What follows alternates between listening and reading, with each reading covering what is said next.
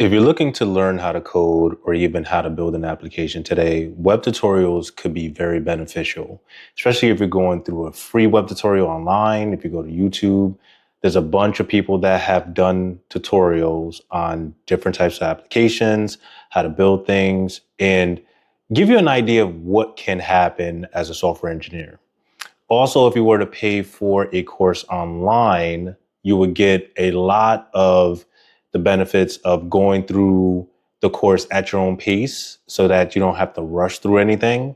And then also, you can actually spend more time understanding the fundamentals and trying things on your own. Now, that doesn't necessarily mean that you're going to grasp the concepts faster in that way, but in this case, it gives you a foundation to work with. And some of you guys are already going through tutorial after tutorial and can't even build your own application from scratch or even attempt to solve a problem that is needed today. You can't even figure it out, whether it's simple, whether it's something that's super complex. You kind of fold and look at the screen and not do anything. Or you might have AI kind of do everything for you. So in this video, I'm just going to tell you guys the benefits of web tutorials and how to go about using it to your advantage and getting the fundamentals under your belt so that you can actually start building your own applications and not go through this tutorial hell that people are praising online today. So the first point I want to talk to you guys about is when you're going through a web tutorial, you following along is not actually helping you build anything. I've done web tutorials before to where I had to learn React.js and actually build and hone my skills to understand the basics of React. React is pretty easy once you start getting the hang of it, but it could be very complex and intimidating depending on what kind of application that you're trying to build. So you could build an application by following someone online for 4 hours, tell you exactly what to do. But if you can't explain what a function does, what a reusable component is, how do you use state management, what are the type of things or the pitfalls of using React that you have to look out for, you're going to run into a lot of beginner mistakes that hold back applications for its full potential.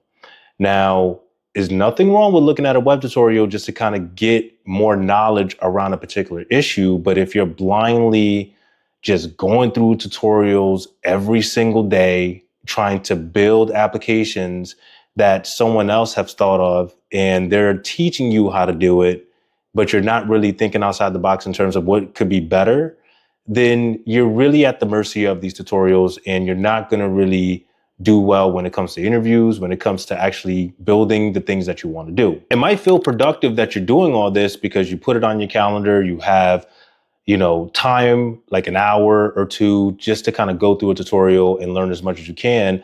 But at the end of the day, if you're not spending time really focusing on each aspect of what you're learning, you're not going to feel like you're doing anything.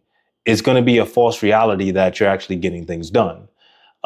So what I like to do is actually when I'm going through a particular topic, I like to spend as much time as possible understanding exactly what needs to be done and what I'm learning, right? And then try to apply it to other things that I'm working on. You can't just blindly go through a YouTube tutorial or the course and try to, rush through things and put things together and be in the IDE trying to figure things out when you don't even know the basic fundamentals of what you're trying to learn.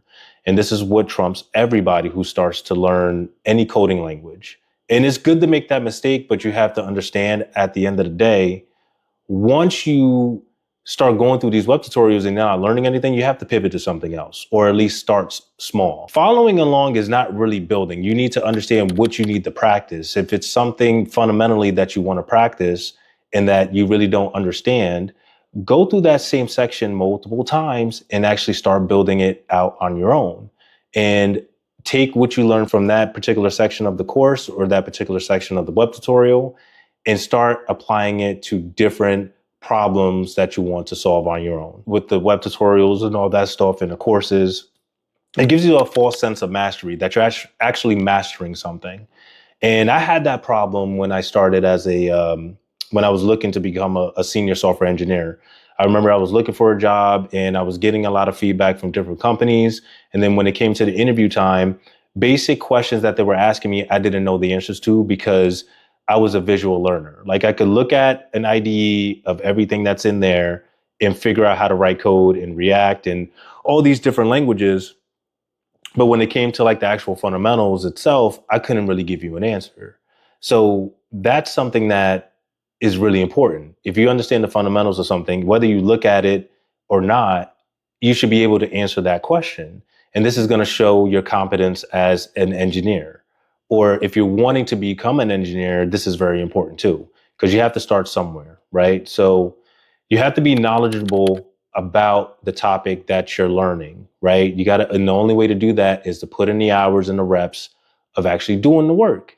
If you're not doing that, then you're going to run into this problem where you're on an interview and they're giving you a solution or a problem to solve, and you're trying to figure out the solution and you're not even getting half of it done, or you don't even write code anyway, because either you're using AI to kind of help you with that process to cheat the system, or you're just not learning the fundamentals. So spending time to learn the material, apply it, fail, repeat, figure things out, debug, all these different things is going to help you achieve fundamental knowledge. It is going to help you build up that mastery over time. Some people think that going through tutorials is all about coding. Honestly, it's not all about coding. It's about how you use problem solving skills to solve a problem. Okay, so you could know code, you can know how to write it and all that stuff, but if you can't really apply it and solve a problem, what's the purpose of having learned a language to solve a problem, right? So my my advice to you here is that you need to spend time with your problem solving skills. You need to spend time understanding how things work and how to solve problems, and then also debugging issues when they come up. So if you're coding out a solution and you're trying to build out a feature and everything looks to be working, but then you're running into like errors in the console or in the log itself, analyze the logs and try to figure out what your plan of attack is. Like, where is this issue coming from? And if you're able to trace where errors are coming from, you should be fine with solving that problem. It doesn't matter how complex it is, just having basic debugging skills under your belt is going to save you a lot of time and headaches. Learning your problem solving skills, learning how to communicate issues when they come up and work with others to figure out a plan on how to solve those problems is very crucial. As a software engineer, you can't learn it on your own. I mean, with AI today, you can. It could give you the right answer, but then again, you have to fight back and forth sometimes just to kind of get the answer that's tailored to the problem that you're trying to solve. It can just give you the basics of what it is, but the more you understand about a particular problem, the easier it will be to solve it. So even with these web tutorials, they might run into problems, right? To where like there's an error, there's a bug, but they don't really explain exactly what that bug is. They probably glance off that.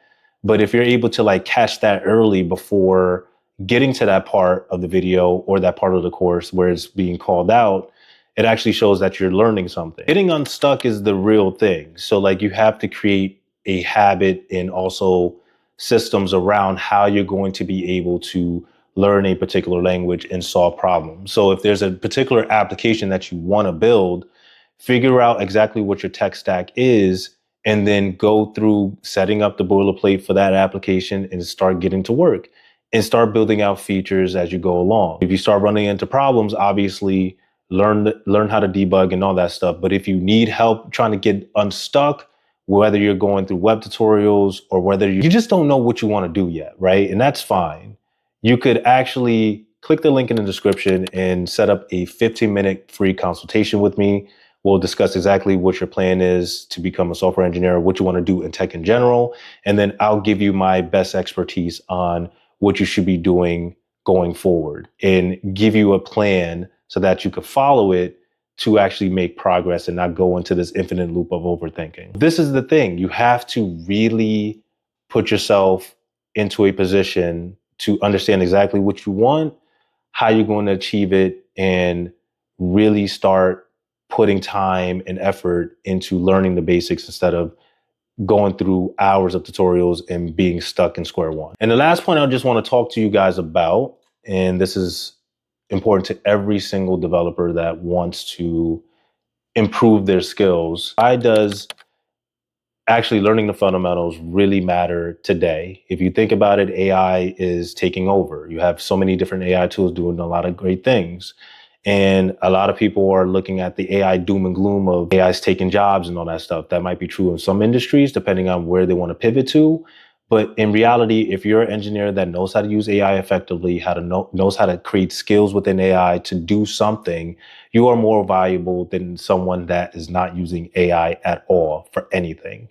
So my advice here is that even with AI, you could use it as an assistant to help you learn a language or a tech stack, solve problems, and actually dissect exactly what needs to be done. Okay. And with this skill, you're going to notice that you're going to get better at your problem solving skills. You're going to get better at just asking and prompting the correct things to get the right answers and apply your knowledge to new projects as they come along. And this, you're going to notice how better you will be from week to week just with supplementing AI into your stack. So even if you want to learn on your own, doing a web tutorial or a course, that's fine. But then don't just sit there spinning your wheels trying to figure things out when you have AI available right now that's completely free to where you can use that as an advantage to help you with your learning.